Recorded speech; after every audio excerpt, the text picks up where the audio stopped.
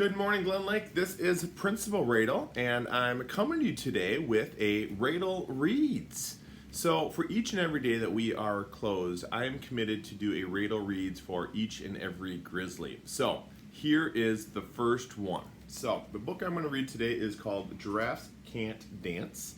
It's a fun, goofy story that most people or many students have read that I think you're going to enjoy. Giraffes can't dance. Giraffes can't dance. Here we go. Gerald was a tall giraffe whose neck was long and slim, but his knees were awfully crooked and his legs were rather thin. He was very good at standing still and munching shoots off trees, but when he tried to run around, he buckled at the knees. Now, every year in Africa, they hold the jungle dance where every single animal turns up to skip and prance. And this year when the day arrived, poor Gerald felt so sad because when it came to dancing, he was really, really bad. The warthogs started waltzing and the rhinos rock and rolled. The lions danced a tango that was elegant and bold. The chimps all did a cha-cha with a very Latin feel, and 8 baboons then teamed up with a splendid Scottish reel.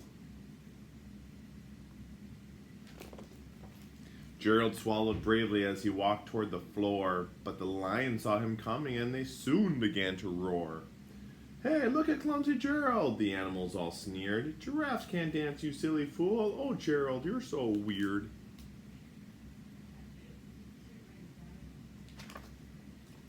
Gerald simply froze up. He was rooted in the spot. "They're right," he thought. "I'm useless. Oh, I feel like such a clot." So he crept off from the dance floor and he started walking home. He never felt so sad before, so sad and so alone. Then he found a little clearing and he looked up at the sky. "The moon can be so beautiful," he whispered with a sigh.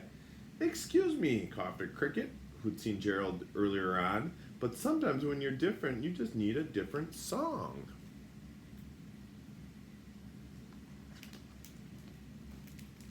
Listen to the swaying grass and listen to the trees. To the sweetest music is those branches in the breeze. So imagine that the lovely moon is playing just for you. Everything makes music if you really want it to.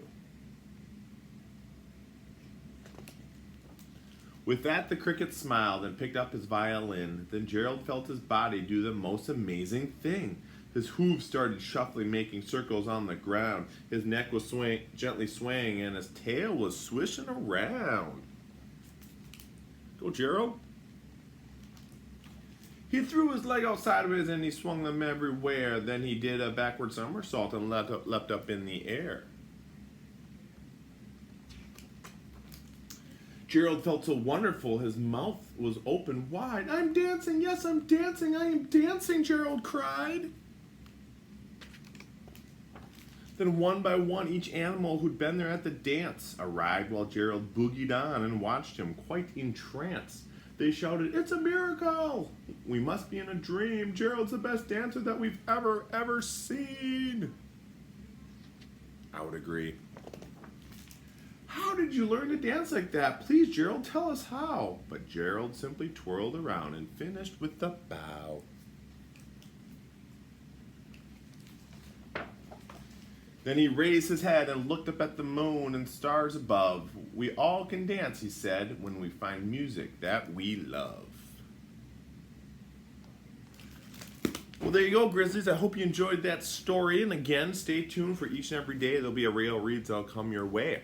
So today we have material distribution. So I'm looking forward to seeing each and every Glen Lake Grizzly come by our school to pick up during those times. I hope to see everybody. If you can't make it, please let me know. Again, we'll be here tomorrow, and we can also do home deliveries if needed. So just let us know, reach out to me, and can't wait to see students today at school. Take care.